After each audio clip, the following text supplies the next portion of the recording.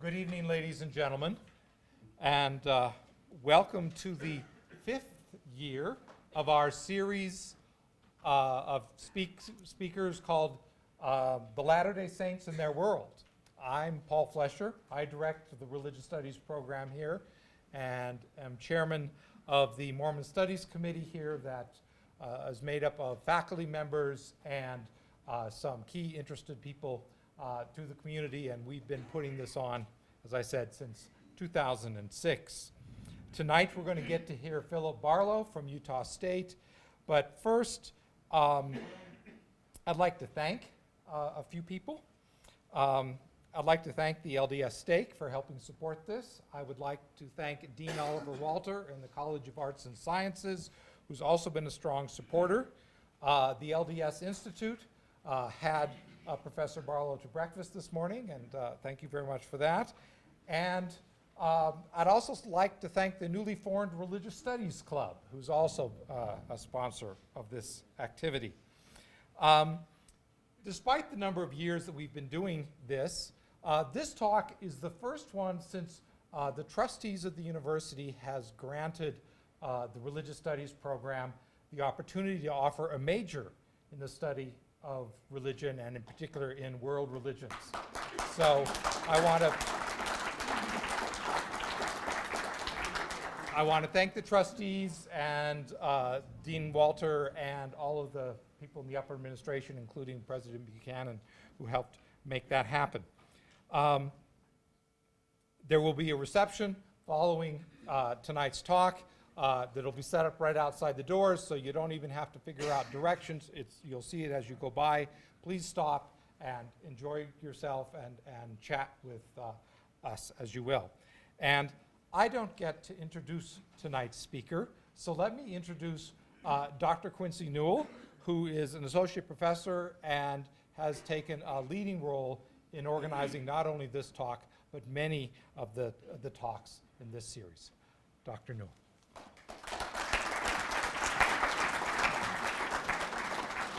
Thank you. Good evening. Thank you for coming tonight. I'm really pleased to see such a great crowd. I will note that there are more seats down here in front and sort of scattered through the middle, so if you're looking for a seat, and I can see lots of people up in the back there, please do take a moment and come grab a place to sit. We're glad to have you all here. It's my pleasure this evening to introduce Professor Phillip Barlow. Dr. Barlow holds the Leonard J. Arrington Chair of Mormon History and Culture at Utah State University in Logan. Taking that position in 2007 was something of a homecoming for him, I gather. He grew up in Bountiful, Utah, and earned his bachelor's degree at Weber State before heading east to study religion at Harvard University. That's where he earned his master's in theological studies and his doctorate, which was conferred in 1988. His first book, Mormons and the Bible, explores the place of Latter-day Saints in American religion by examining the ways Mormons have understood and used the Bible, sometimes very similarly to, and sometimes very differently from, other American Christians. That book first came out in 1991, and I'm told that a new edition is coming soon as Dr. Barlow finishes a new preface for it, which we're all waiting for eagerly.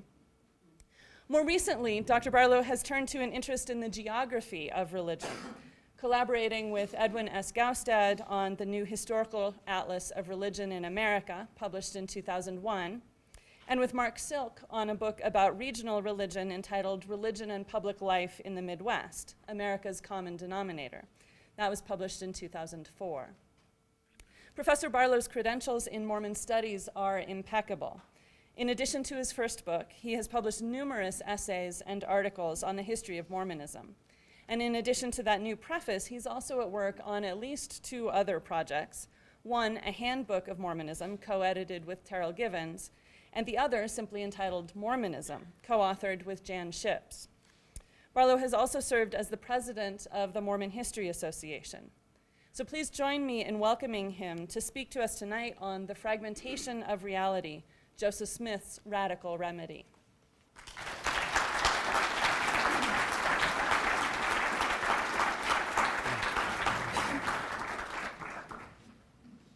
Thank you.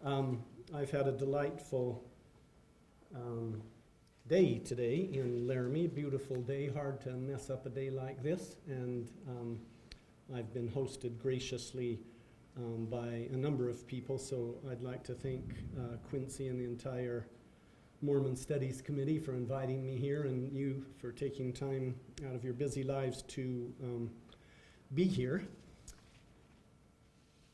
The United States is religiously the most complex nation in the history of human civilization.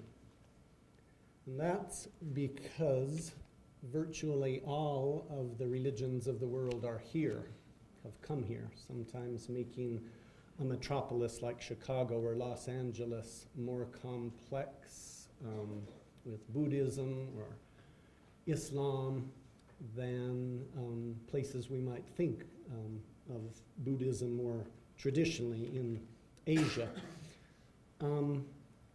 And that has a lot of implications. One of them we'll talk about tonight, but with all those religions in the United States grappling with the divine, grappling sometimes with each other, grappling with secular culture, making and discovering meaning, forging identity, crafting an ethic, shaping a sense of reality and what existence is about, developing cultures, ways of living, ways of thinking, ways of behaving. I admire very much the University of Wyoming for developing a program, one of the few in the Intermountain Western United States, to have students major in the study of this stuff. I'm often asked, since we're the only folks at Utah State University where undergraduates can major in religious studies, I'm often asked, so what are you going to do with that? Meaning they're haunted by pictures of poor pauper humanities people while the business and techie people are rich and functioning, and so parents get nervous about that, and friends get nervous about that, and selves get nervous about that. My answer to them is almost anything.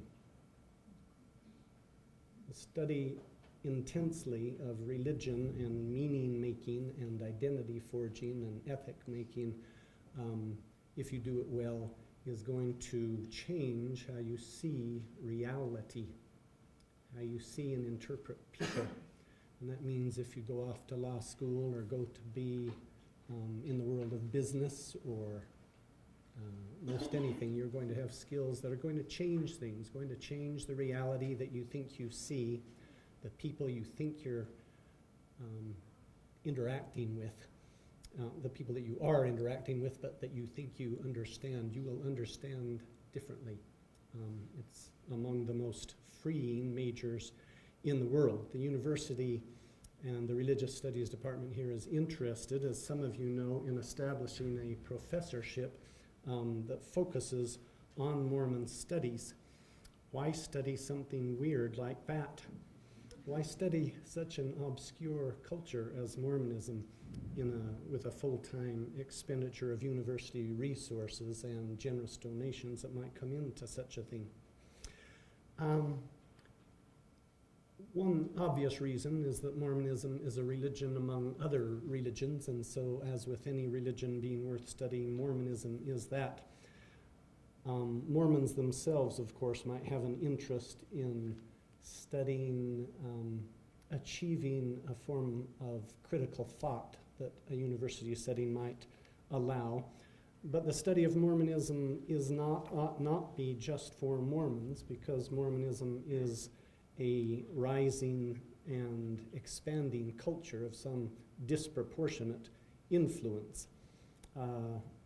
It's too young to estimate it compared to something like Judaism, but as Jews are wildly disproportionately influential in the world of thought, music, entertainment, commerce, Mormons are disproportionately influential in the culture, certainly so in the Western United States. So if you don't understand the religious culture that you're swimming in, you're going to be a less well-equipped citizen to function in that culture. So far as religious studies go in the academy, however, there's a rising tide's a little strong, but certainly a rising motion that recognizes that the study of Mormonism is disproportionately important. And I think that derives from the influence of Jan Ships's thesis that Mormonism represents a new religious tradition, not a new religious movement, which are always coming up every day of the week, coming and going, but a new religious tradition that is deeply and authentically committed to Christianity. In their self-understanding, they are Christians, these Mormons, but are also distinct enough from traditional and historic Christianity that she makes a persuasive argument that it's a new religious tradition, a new form of Christianity. And to the extent that that argument holds, then scholars and people who are interested in understanding religion or understanding Mormonism have the opportunity to understand an emerging religious movement. It's like going back to the 2nd century and being able to study Christianity in the 2nd century when things are still in comparative flux. And religions necessarily adapt or die because they're subject to the forces of history. They move. And so studying the processes of religion is essential, and Mormonism presents an unusual lab for doing that. So again, I admire the university for the effort, and those of you who have interest in that enterprise, I will invite you to consider supporting it. I didn't tell you I was going to do that, but that's kind of a bald plea for help. Some years ago, before the advent of the internet, I visited a friend in New York City. And shortly before returning home, I had to verify my flight information. I asked for a phone book, and country boy that I am, I looked under A for airlines. What I found there in the 9X white pages distracted me from my immediate task. I noticed that a perceived need had developed among the businesses, that is, the need to be the first listing. Thus was born the practice of putting A before one's company name, as in A All City Lock Service or A Amesto Construction Corporation. Both companies operating under the implied theory that when prospective customers had locked themselves out of their cars or wanted to build a skyscraper, they just might scout around for guidance in alphabetical order from the phone book. This urge to be first is understandable. Inevitably, however, the idea led other entrepreneurs to preempt competitors by placing 2 A's before their company name. Hence, AA Dental Care and AA Drilling and Topping Company. This again is unremarkable. Similar impulse could perhaps be found in our fair town here, Laramie, but I neglected to check. It's just that New York is large and the practice proliferated. If AA Dental Care, why not AAAA Emergency Towing? A rival then trumped this by naming itself A-AAA Emergency Towing. The subtleties of alphabetical priorities began to outflank me when they started to use multiple hyphens in creative ways. Now, once this sort of thing gets rolling, it's hard to know where the human imagination might stop. As I turned additional pages, the business listings, fronted by various numbers of A's, grew formidable. The champion, by my count, and I almost missed my plane county, was certainly not the quintuple A, that is the A Fireproof Floors Company, nor was it the AAAAAA Sextuple A International Dating Service, nor was it even the octuple A AAAAAAA BBEE moving and storage company. Rather, it was Adirondack Rents, preceded by 20 A's. I digested this on the airplane on the way home and wondered what lesson I was to draw from this. I finally concluded that it was this: human beings are nuts. If you put enough creatures together in a confined space, it might look a lot like New York City. Even more than phone books, religion is a marvelous laboratory for generating nuts, even frauds. It also, however, is an arena that has bred many of history's most noble souls and noble people. So Joseph Smith has been interpreted as both, and what I want to talk to you about tonight for a few minutes is a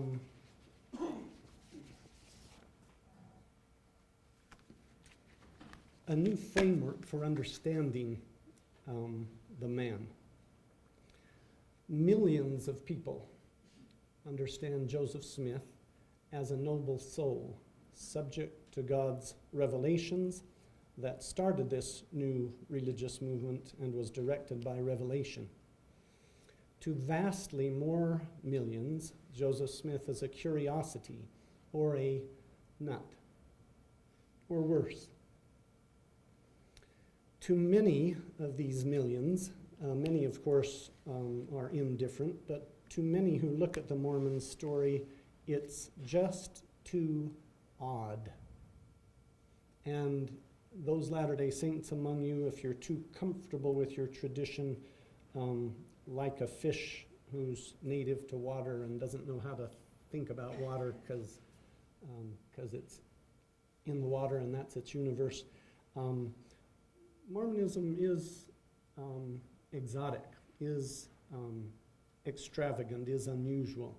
The Mormon story, too many, and not all scholars focusing on Mormonism are Mormon. I happen to be Mormon, so I say that as a person within the fold.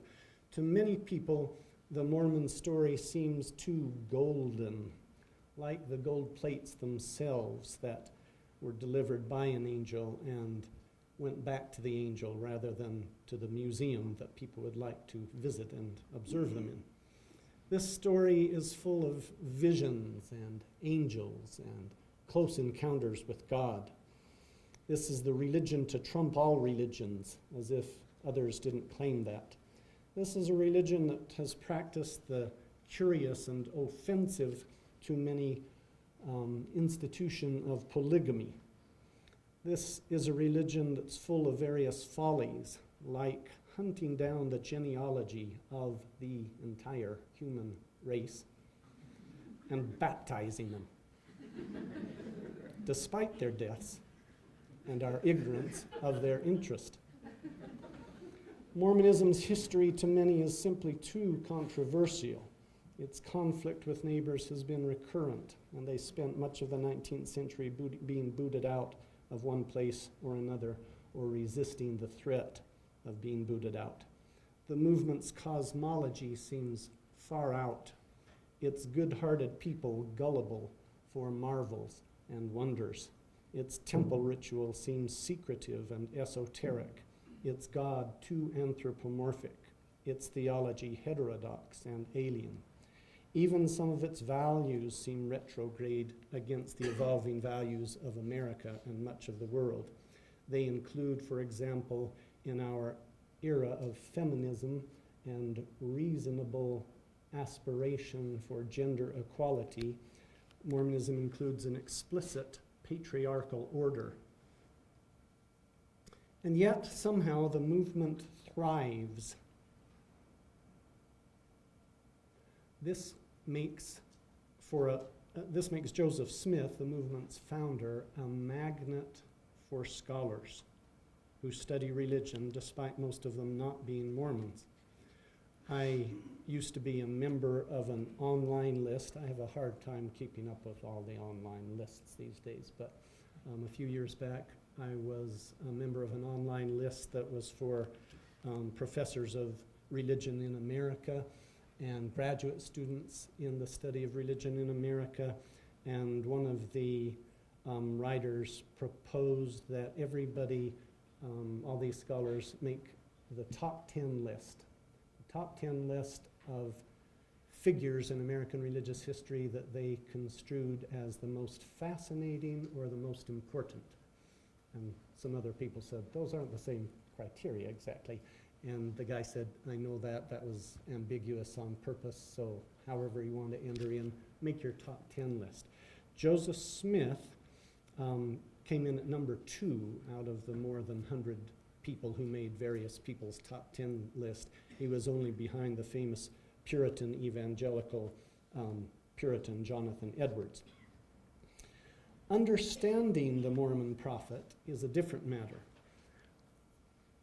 That is different than finding him fascinating and influential. It's an unusual challenge for scholars, not only because he was extraordinarily complex and enigmatic and rapidly evolving, on warp drive, rapidly evolving between the 1820s and his short prophetic career ending with his murder in 1844. He's difficult to come to terms with not just because of those things, or no man knows my history, as he put it, but also unbeknownst to some scholars and unbeknownst to most people who are aware of Joseph Smith, unbeknownst to the saints themselves generally, that our sources are so incomplete. Many of his revelations are fugitive and missing, for example, taken from him by believers, as he complained, often before the ink on them was dry. Some of them have surfaced, many have not. Another example is that we have less than 1/5 of the sermons of Joseph Smith available to us. We have lots of records of some follower saying, Joseph gave a sermon here and it was the best thing I ever heard, but we don't have that sermon. So we've got less than 20% of his sermons, and that suggests, that constitutes an invitation to humility in our thinking that we have a full grip on what he was doing and where it is that he was going. Among the thoughtful and persistent scholars who have made themselves well enough informed that they are worth discussing, interpretations of Smith have varied considerably. Fawn Brodie found Joseph Smith to be a fraud who, by a series of wondrous psychological acrobatics, came to believe eventually in his own fraud. Others have cast Joseph Smith as launching a movement that amounted to a quest for empire, the quest for a theocracy in the United States' very new experimental democracy. Taking issue with Klaus Hansen, who offered that thesis, was Marvin Hill, who described Joseph Smith as seeking for his people a quest for refuge from religious pluralism and from the new skepticism that derived from the Enlightenment in the previous century. Jan Ships, among the very most influential scholars to have focused on Mormonism, has observed that Mormonism was restorationism, but with a difference. There were other restoration movements trying to restore early Christianity, primitive Christianity, but the Mormon restoration was layered like Neapolitan ice cream turned on its side, and the bottommost layer was an attempt to restore primitive Christianity. The second layer, an overlay, was a Hebraic layer. So with the deep reach into concepts like Zion and temples and polygamy. And the third layer of this short stack of baklava was an esoteric layer, multiple gods and temple rituals and a layered heaven. The Yale literary scholar, brilliant literary scholar, Harold Bloom, took a swipe at understanding Joseph Smith and characterized him as a religious genius who reinvented Kabbalah, reinvented a form of mystical Judaism that we don't have time to explain. Most often, most scholars have found it necessary to explain Joseph Smith as a product of the ferment, Freedom's Ferment, to choose one book title. Joseph was a figure who can be explained as a prime example of the religious extremism or fanaticism or ultraism that flourished in the United States, that so abruptly had been stripped of tradition and European law and European customs and European restraints, European history and depth. And the new United States, shorn of all those dimensions, was full of anxiety bred by a rapid dislocating social transformation, economically, politically, in its class system, even in its geography, as the population of the United States moved so relentlessly westward. Now, it is important, of course, to understand this context in which Joseph Smith came of age.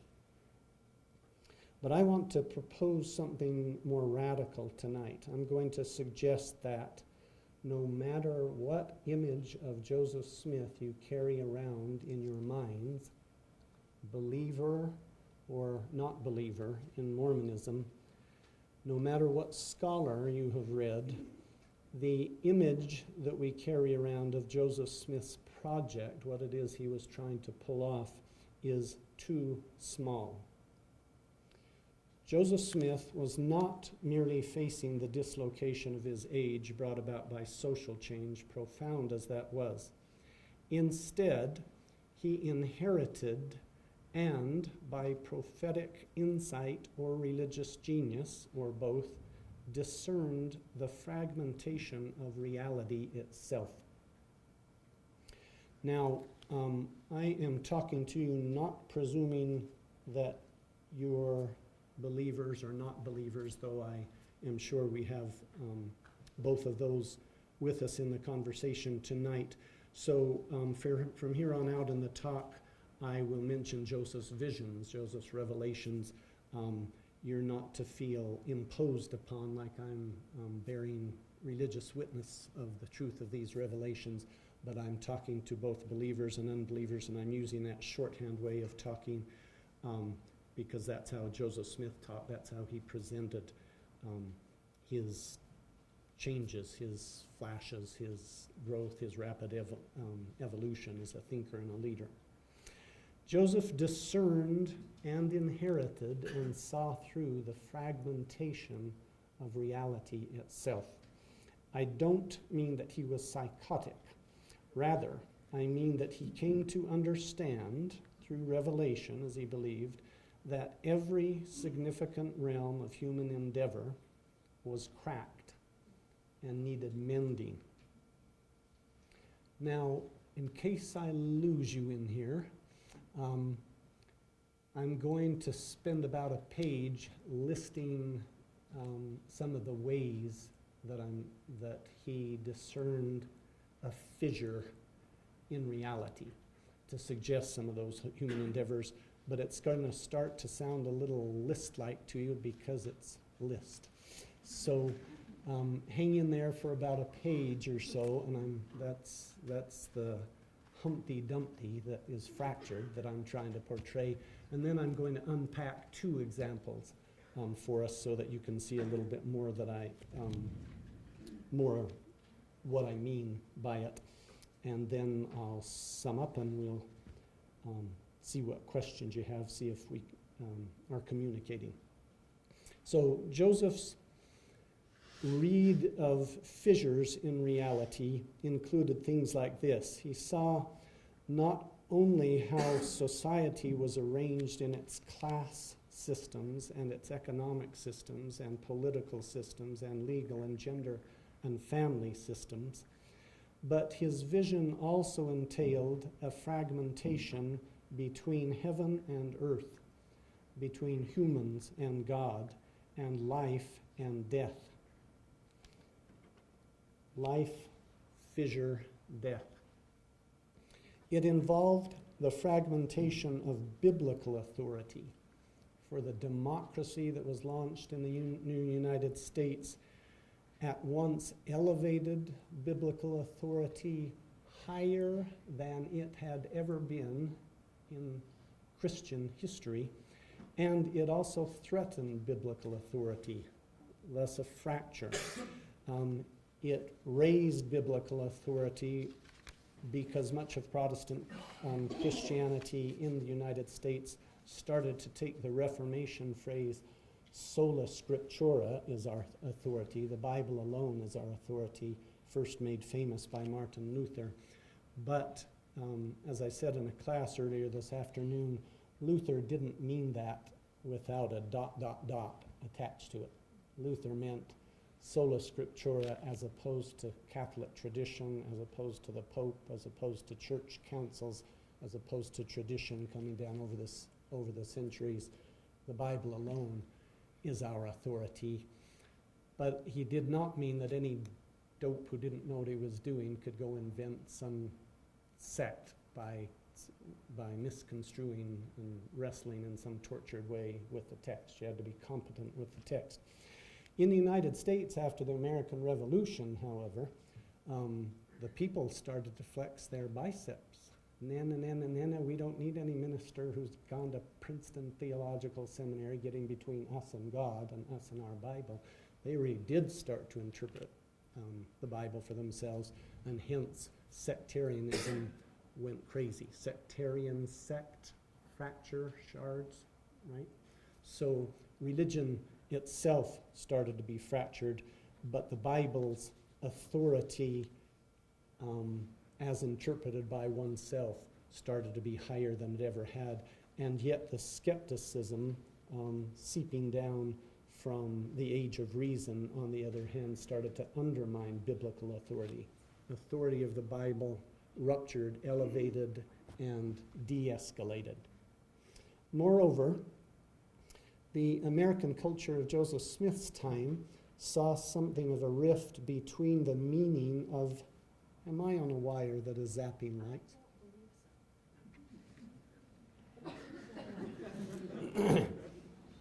I'm talking gently here. Say what? Reality is fractured. Yes, yes. A little nerve-wracking when you're this close to the lights. The American culture of Joseph Smith's time saw something of a rift between the meaning of the Old and the New Testaments, a sundering not just of the Bible's cultural authority, but a rift within the Bible itself, as some restoration movements that would eventually grow up to be the churches of Christ, or the Christian churches, or the disciples of Christ, for instance, as well as some restoration movements within the Baptist tradition and elsewhere, simply shunned and ignored the Old Testament.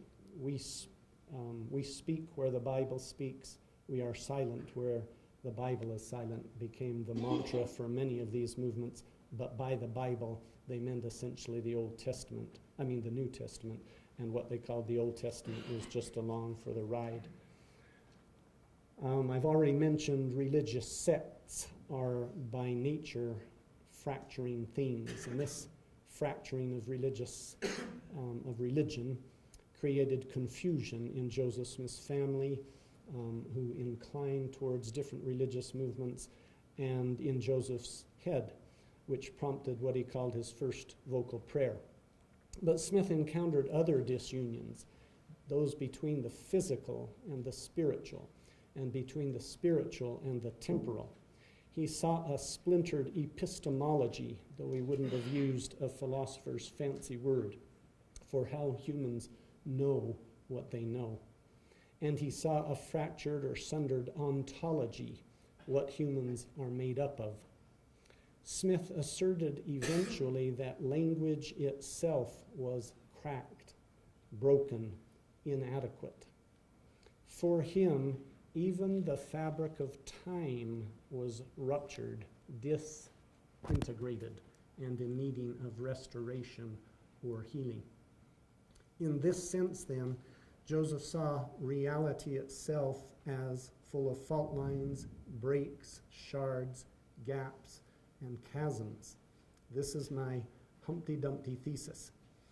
And he believed, and as he believed, neither all the king's horses, nor all the king's men, nor worldly philosophers, nor the clerics of traditional religion could put Humpty together again.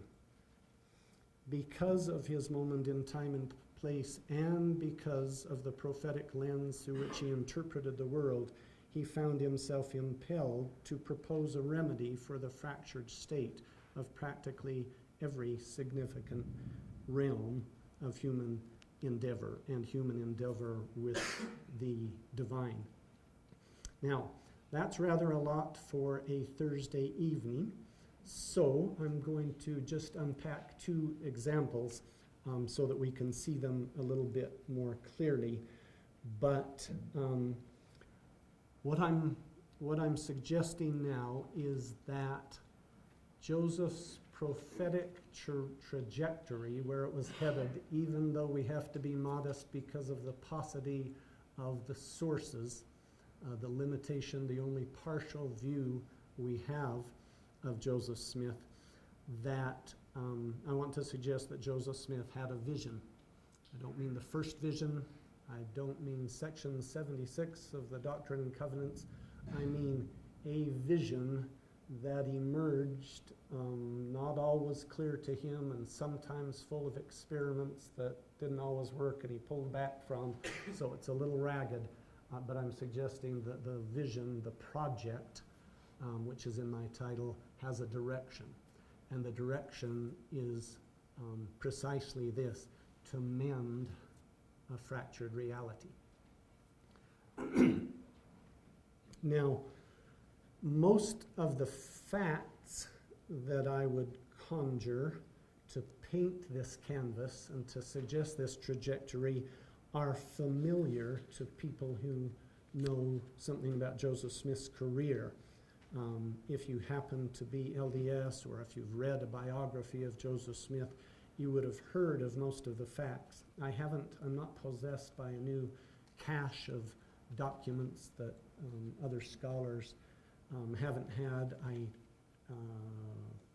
We're not going to find a lot of those, I suspect, because Joseph Smith is the most, not the most, but among the most overstudied antebellum Americans that we have in American history.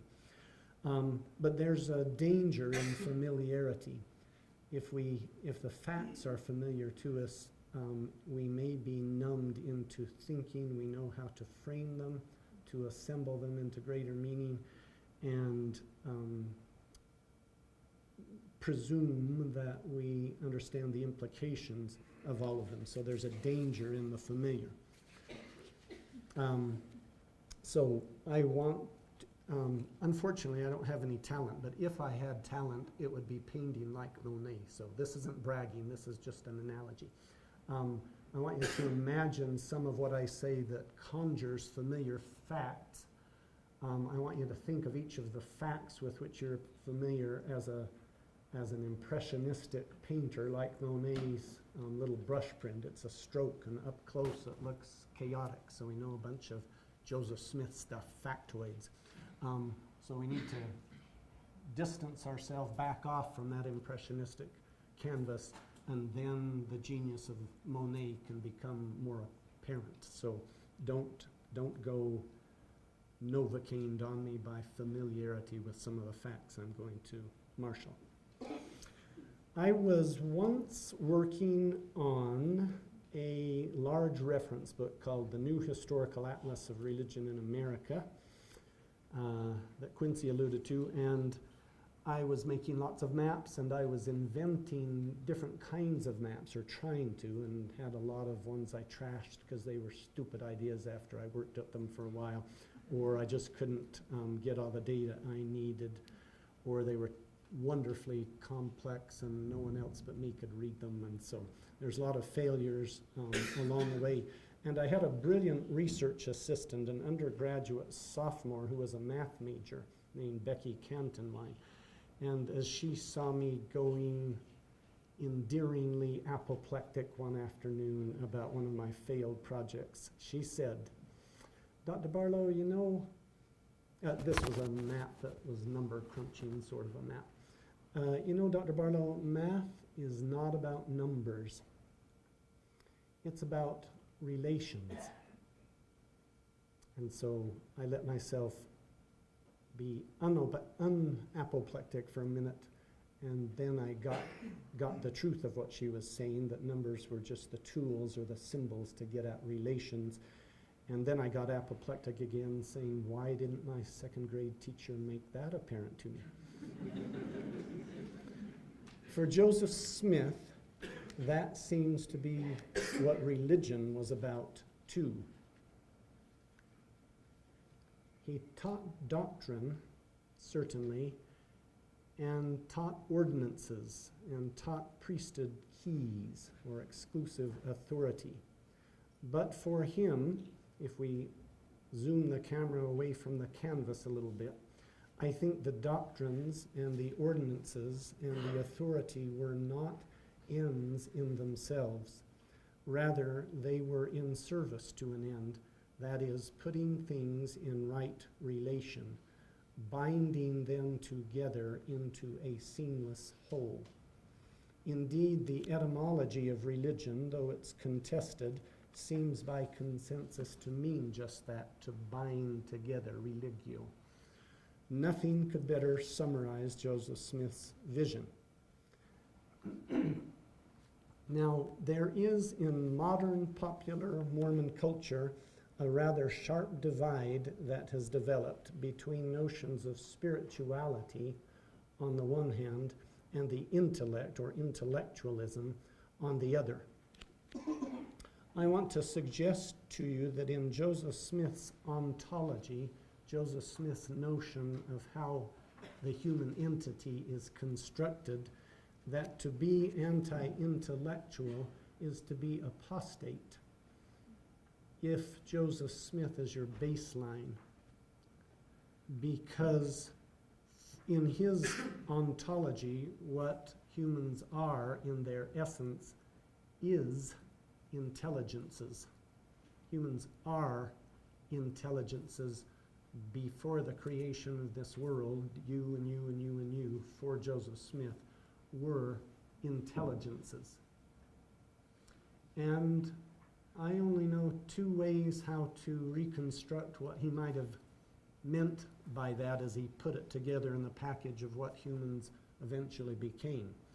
Either like those little Russian dolls that go inside one another. Some scholar or another here ought to be able to tell me what those are called. Yeah, those things. Matryoshkas? Matryoshka? Puh. Like those things, we individuals for Joseph were intelligences that then got incarnated into a spirit body.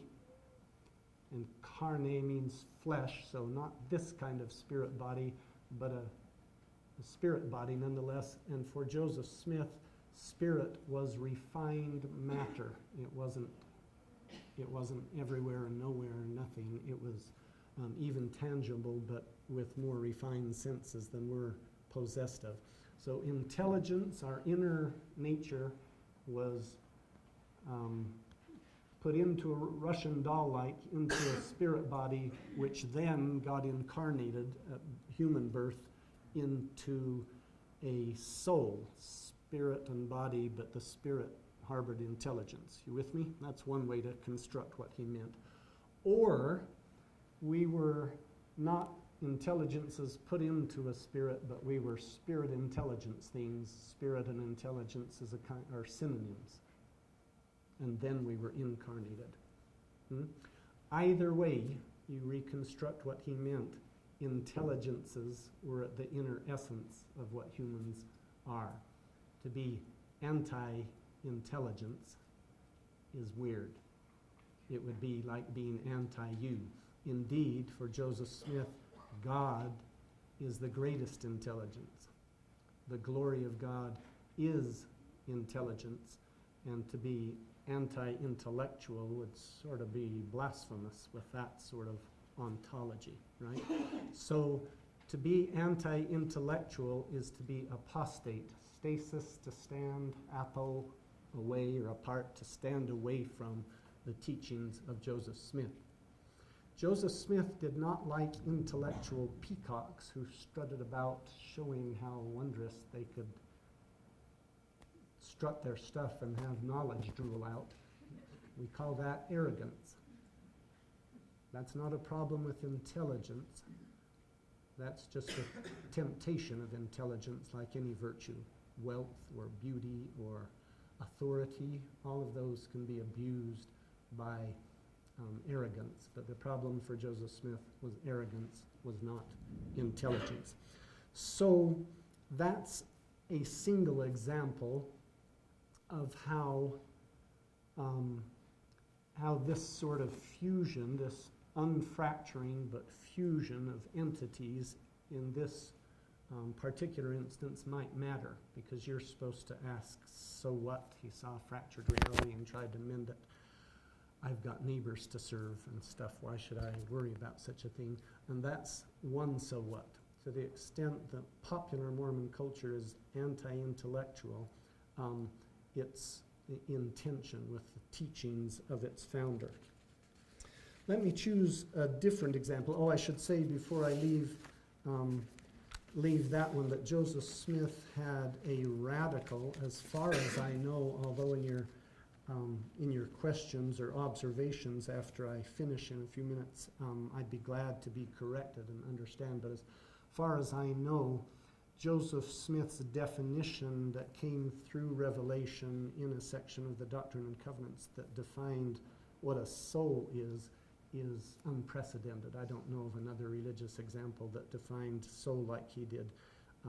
The spirit and the body, when reunited, comprise the soul of human beings. So that's a very physical thing, but it presumes, again, this intelligence that all we humans were before the world was. Now the second example is family.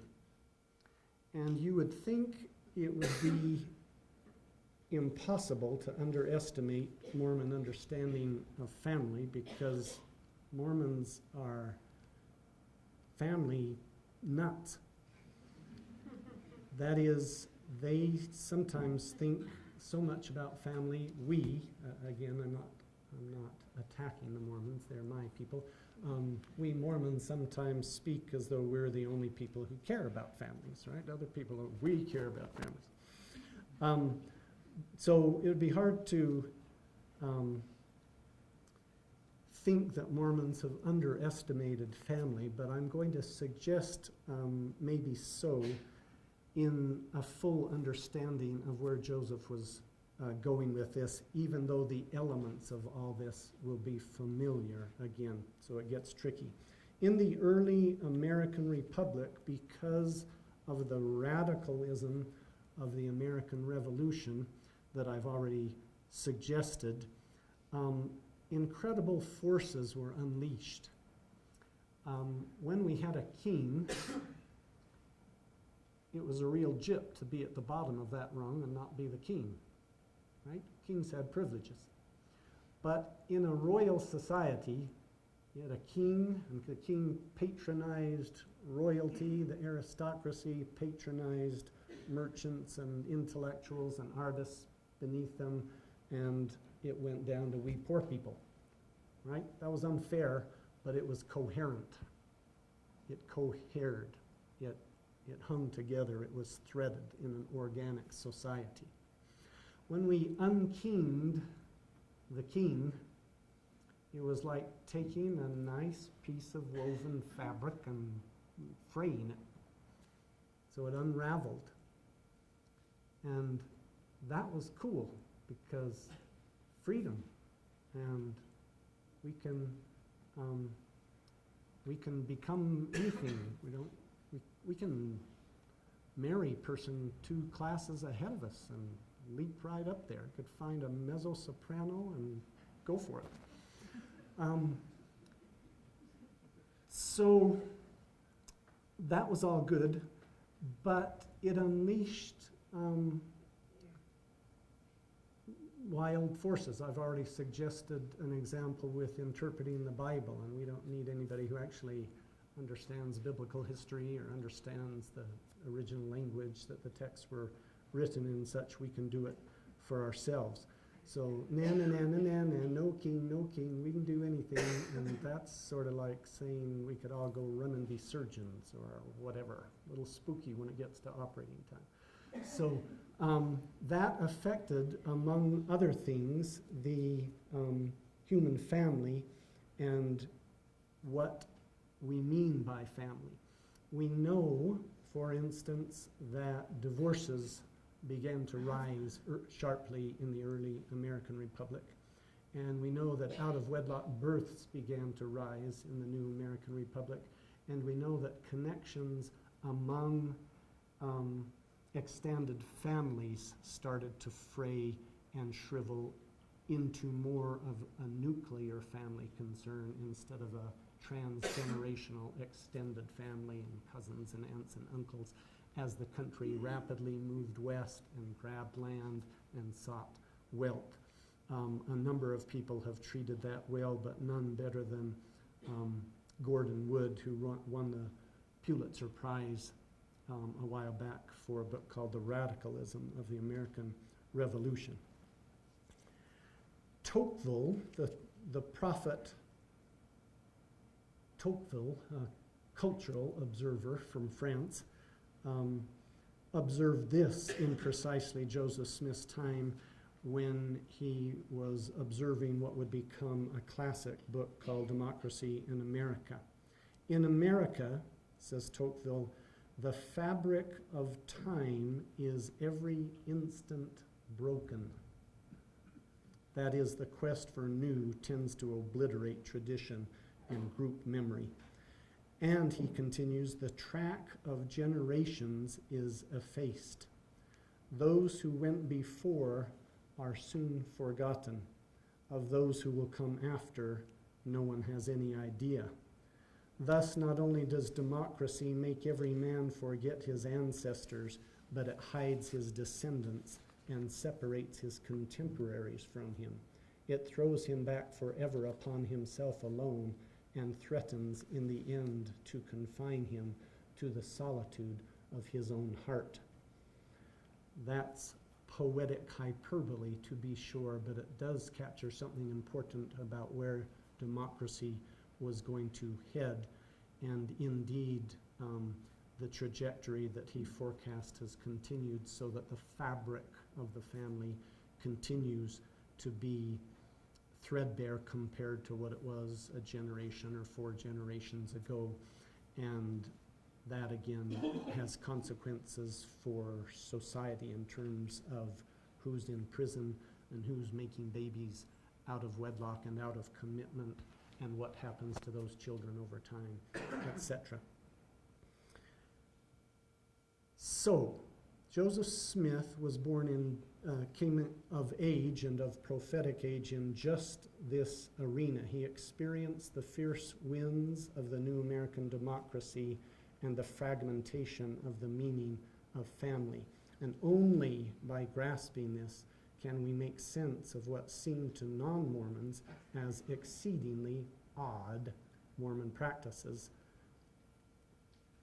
A patriarchal order, I've suggested already, in a feminist era, where the very office of patriarch seems somehow antique. And we have family patriarchs, but we also have patriarchal blessings by a person who has the specific office of patriarch. Those, if I'm not being redundant enough, are family terms.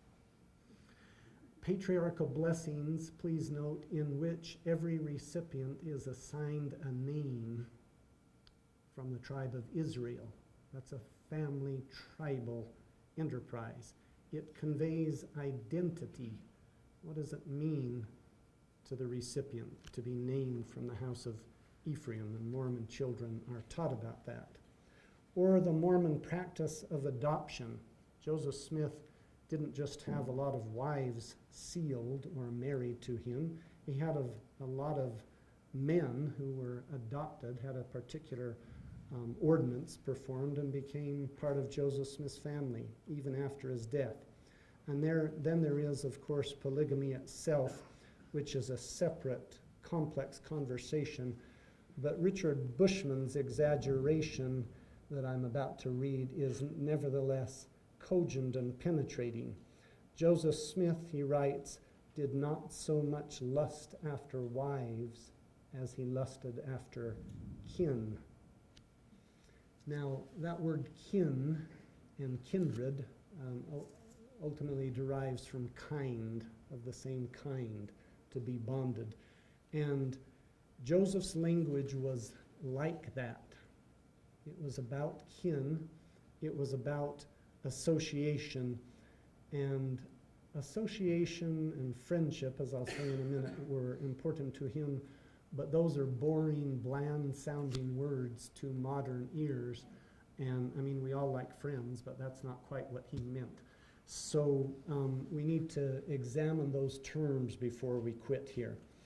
Towards the end of Joseph Smith's life, less than a year before he died, he said, "I will have me a reformation." He wanted a reformation of his movement.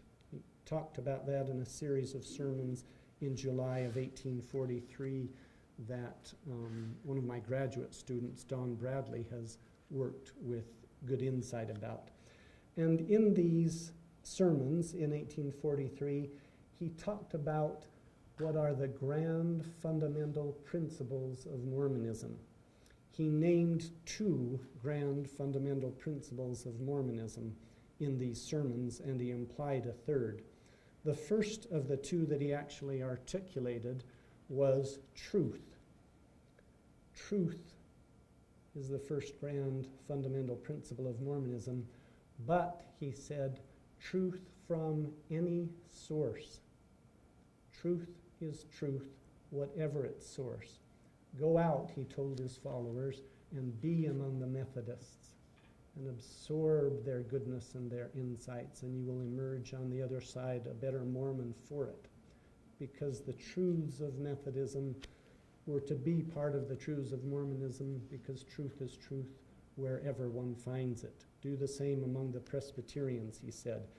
That, even as his theology and understanding of the afterlife and things got more radical and distinct from mainstream Christianity,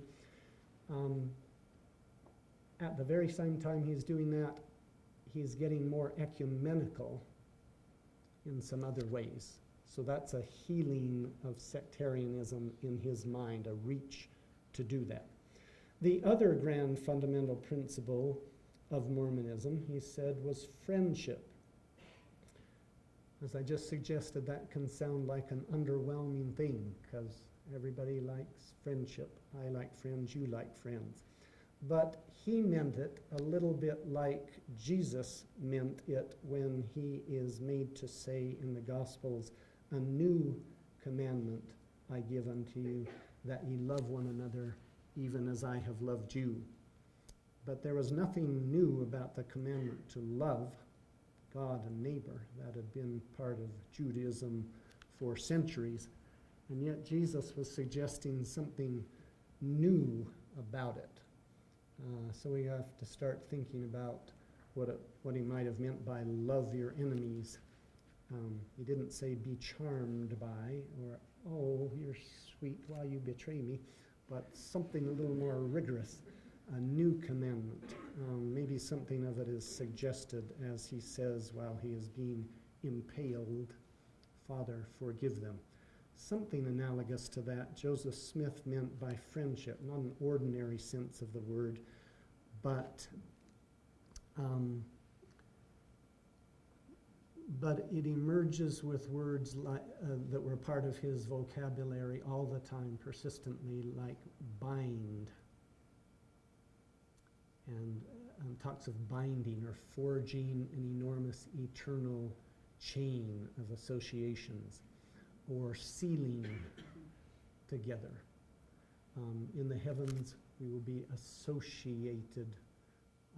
So he's crafting a sort of a giant fraternity, sorority, family thing. Now, the understanding of friendship and family that Joseph Smith was trying to get across meant both that salvation and the very meaning of life were being redefined. Salvation and exaltation became association things. You cannot accomplish them by yourself. You may be brilliant and loving and perfectly ethical and altogether swell, and that won't get you there because it's a social thing, a connection thing that you have to do in relation to others. Joseph Smith's meaning of words like association and friendship indeed meant that God himself was redefined more radically in Joseph Smith's teachings than even many Latter-day Saints may grasp. To put it most bluntly, Joseph Smith was a monotheist and taught his movement to be monotheists in the sense of worshiping God, and that there was a God of this world to worship and be devoted to. But in the wider eternities, in the wider cosmic scheme of things, in one sense, God is an association, an alliance, a unity, an anti-fragmentation of exalted beings. And indeed, priesthood and glory and power and intelligence is generated by this association. The power comes from the unity and the jointness, much like serial computers lined up and getting mega computer power by being together. Now, that's radical stuff and shocking to traditional Christianity. So to conclude, some believers in Joseph Smith's teachings, not all of them, but some of them, like a young person in love, can make the authentic Joseph Smith all but disappear by inventing their own Joseph and projecting the invention upon the memory. That's not a Mormon problem, that's a human problem in other spheres. The derision of skeptics towards Joseph Smith and his movement, however, can blind just as readily, causing them to fail to look beneath the skin and understand what it was that was being taught and what Joseph Smith's career and teachings amounted to. Though I am personally a Mormon, I can sympathize with the skepticism, though not the derision, because Joseph Smith's claims were so extravagant. The contributions of scholars in addressing the prophet puzzle have been diverse and sometimes important, but I'm proposing tonight that we may not yet have gone far enough in grasping how radical and thoroughgoing was Joseph Smith's vision. In him, the prophetic imagination was unbounded. Joseph's fundamental vision, the trajectory of his entire enterprise, was not merely to restore primitive Christianity, even with a ship's-like Hebrew layer and esoteric layer on top of that, meaning a restoration of all things. Though he did mean a restoration of all things, but I think he meant them in the sense that I'm trying to drive at tonight. The mission of Joseph Smith was not merely to correct doctrine or operate with exclusive authority. Rather, it entailed a visionary diagnosis that saw through every essential dimension of how humans relate to one another, of how humans know things, of what humans are, and of their relationship to God and to reality. He found that all these were splintered and broken and required healing. He was trying to pull off, in fact, an atonement, not like Christ did an atonement, but as the King James translators, when they invented that word, at-one-ment, meant the word making one that which was estranged or alienated or fractured. Joseph Smith envisioned a literal kingdom of God where the authority of law came from the same source as the authority of religion and of all life.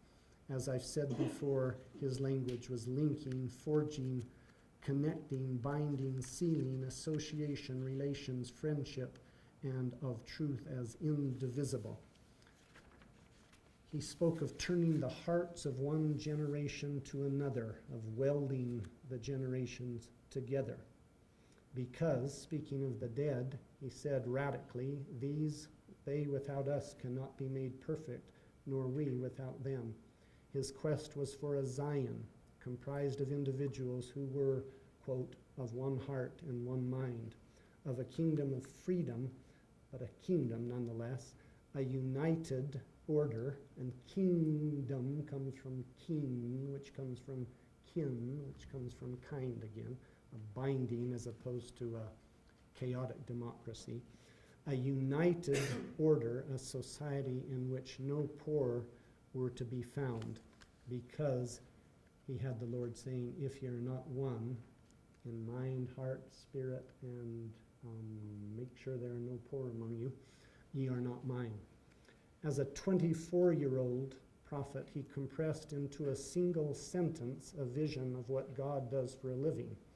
Namely, this is my work and my glory, to bring to pass the immortality and eternal life of man.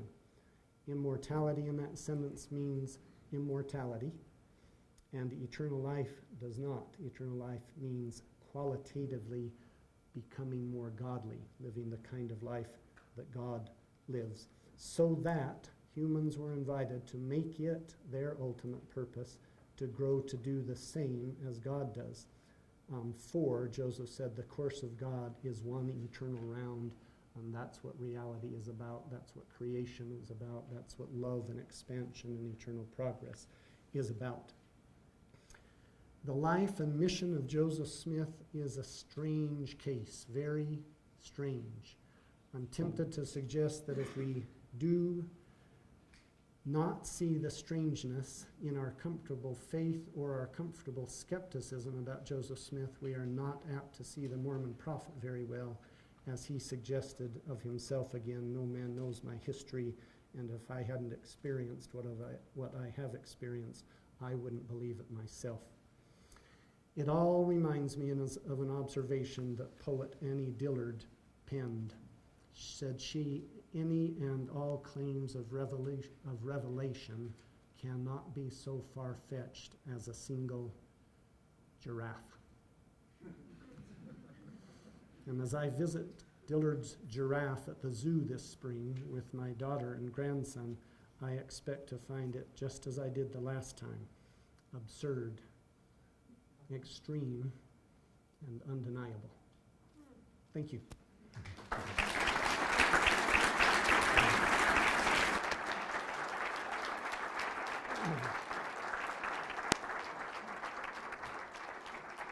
Did I go on so long that we don't have time for questions, or do we have time for questions? There is always time for questions.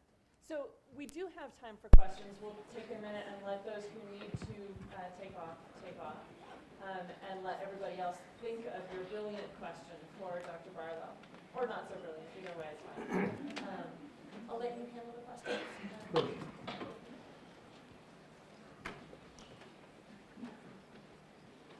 Your questions, don't let Quincy intimidate you. Your questions could be the sort of ones that I've asked, any old garden variety questions.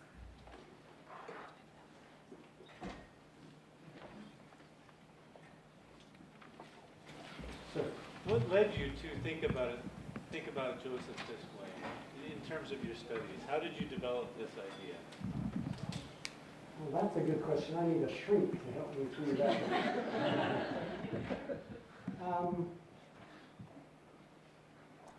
I've had a few years to study about religion now, and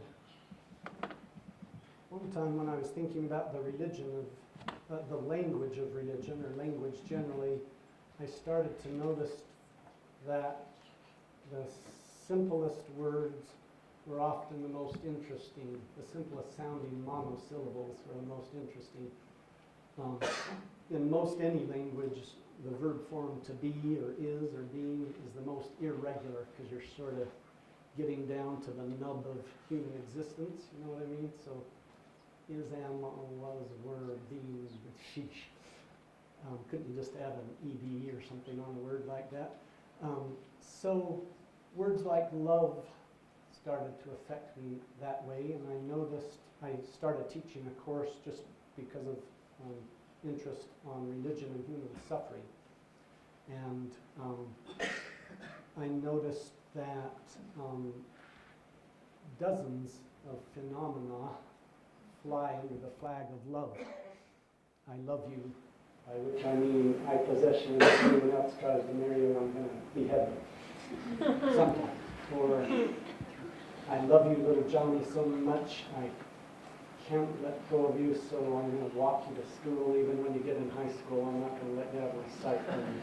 Nothing wrong with that. Nothing wrong with that. Nothing wrong with that if by L-O-V-E we mean possession or something.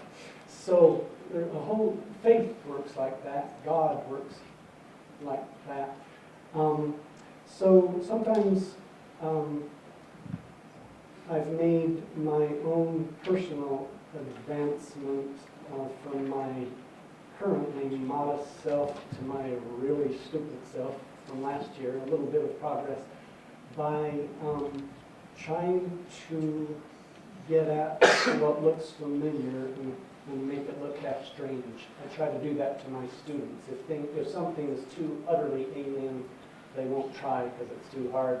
If it's too familiar, it's a negative category and they don't know how to think about it.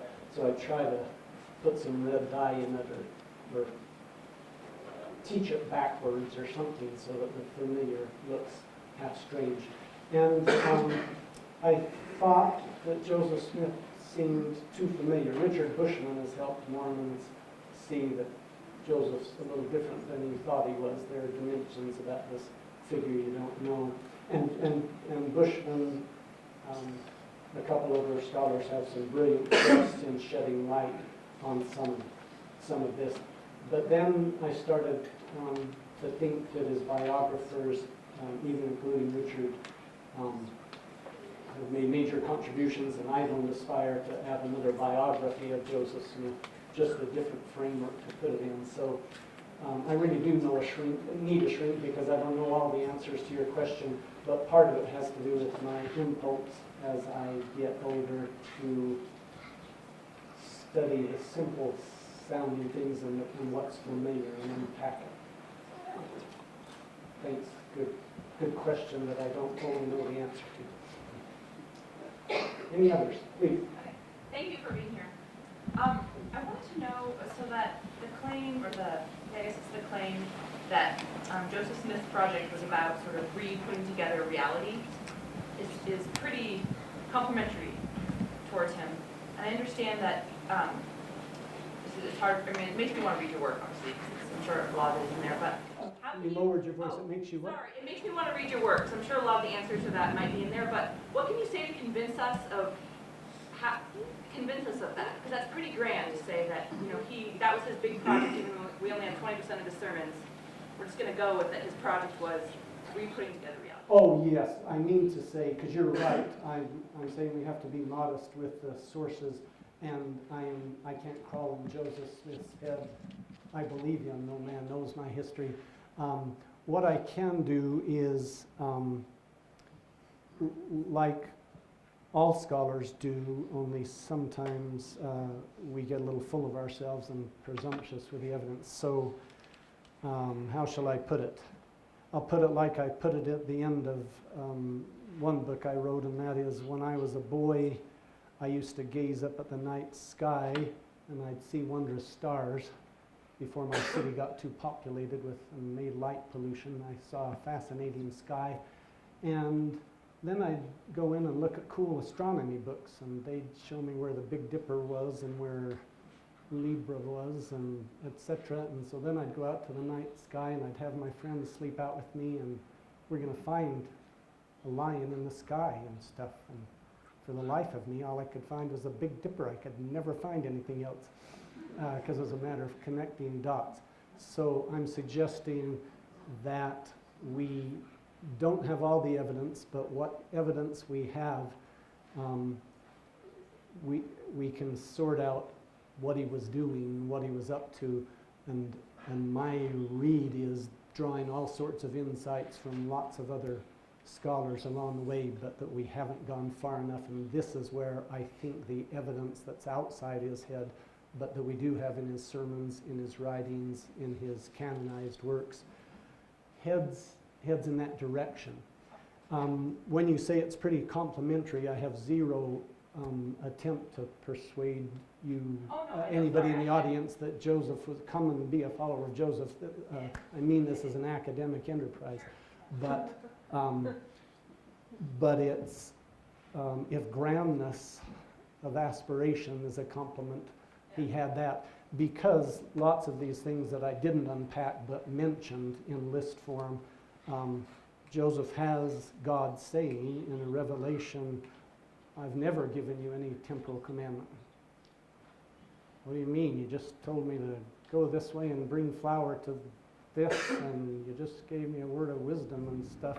You just gave me very mundane stuff in a revelation. That all thrust, that sort of thing, is an obliteration of the spiritual and temporal. So evidence like that that's familiar is a brushstroke on my canvas. That's great, Thanks. Please. To what extent, as a believing Mormon and a scholar, did you factor in revelations in the Book of Mormon and the Doctrine and Covenants in thinking about your thesis in this talk? And was that ever a contentious thing for you? In other words, if you say that the Book of Mormon has certain things about reuniting a fractured reality, and that's part of Joseph Smith's prophetic purpose or theology, was that ever dicey for you in terms of, is this God channeling through Joseph Smith a reunification of reality, or is this Joseph Smith? Does that kind of make sense? I guess in some ways I'm asking you, to what extent do you see Joseph as participating in the creation of the Book of Mormon and the Doctrine and Covenants? Yeah, well, that gets to be a theological and metaphysical question as opposed to something so scholars of religion, as opposed to theologians, don't answer questions like that. They just look at the evidence and say, what is this guy trying to do here? How do we back up enough and see the forest for all of these interesting, sometimes convoluted, sometimes experimental thrusts that he made? So you're asking a theological question, so maybe I'd be glad to visit with you afterwards rather and talk as a human Mormon person as opposed to a scholar trying to search this out, those robot-like scholar folk. But in theory, since I'm going to say there's a whole bunch of non-Mormons and a whole bunch of Mormons who are here, in theory, if there is such a thing as the divine, and the divine works through a human figure, then the divine stream, if I can choose a metaphor like that, has to go through the human figure, and that means humanness is going to be involved in the process. It might be a little, it's not unfiltered divine because humans are involved, but we can't discern as scholars using the tools of scholarship where God is and where the human part is. We have to have other tools, spiritual tools or faith tools or something to get at that realm of things. But then you did factor in, so the Book of Mormon and Doctrine and Covenants were part of things you looked at in this. Oh yes, I'm not through with this. If I decide to say this in a very long article or a short book, I'll continue to plow those fields, but certainly they're involved in the process. I spoke the other day with the staff at the Joseph Smith Papers Project in Salt Lake City and talked to them about stuff like this. And then depending on how much you all yell at me or other people yell at me and persuade me of going a different direction, then I'm about to have a conversation with Robert Remini and Dan Vogel and Marvin Hill, Donna Hill, Richard Bushman, the biographers of Joseph, and see if I persuade them or if they dissuade me and see where it goes. But the short answer is yes, I'm looking at those things too. Please. I really like this image that you painted of Joseph sort of putting strokes on this picture that when we step back, maybe looks something like your core thesis of repairing a fractured reality or trying to bring things together. to the extent that Joseph Smith stands as the first prophet of the Restoration movement, it recognizes succession in the role of prophet or the role of president of the church that he founded. To what extent do you view subsequent prophets as adding strokes to this bigger picture of repairing a fractured reality, or simply as maintaining the picture that Joseph painted, building a frame and maybe a temple around it, or whatever the case? Does that come into your thesis? I haven't looked at that. That's a perfectly legitimate question, but I don't have any reason to believe that any of Joseph Smith's successors, any more than scholars of Joseph Smith looking at his life and teachings, are necessarily thinking in this framework. I haven't heard anybody else articulate a framework like that. So I'm not sure they think in those terms. Certainly they think in terms of some of the elements that we've talked about. Zion is a thing. How much of Zion can work in a diverse church organization in many nations of the earth, in capitalism and maybe in communist countries and stuff? How can we do that? They're concerned. They've centralized since correlation movement began a half century ago. They've centralized economic control much more than used to be the case in the 50s or 1950s or 40s or 30s or 20s. And that's a centralizing thing that didn't please all Latter-day Saints when it happened. But one way that it works is as an equalizer among rich countries and poor countries and stuff like that. So they're concerned with how to administer the affairs of the church and promote something like that, even if they certainly haven't heard my thesis or framework, because I've only spoken it to one other audience besides you. So I don't know that they're thinking in those terms, but the elements, the brush strokes, even though they may not have stepped back in a scholarly way to cast it that way, they're interested in. But I'll think about that more, because I can't answer for them. I can think a little more about interpreting them, but I need a little more time to reflect. Good question. So I'm going to invite everybody to join us outside for some light refreshments and to continue the conversation with Dr. Barlow. But please join me in giving him one more round of applause. Thank you.